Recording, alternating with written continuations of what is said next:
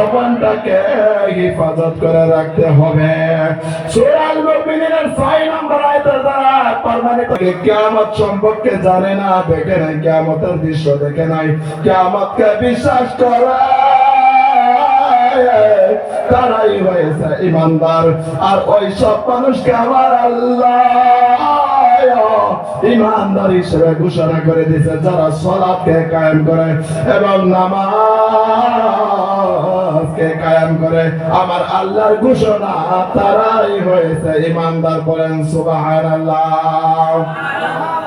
দেখেন আমরা কিয়ামত দেখি না, কিয়ামতকে বিশ্বাস করতে হবে।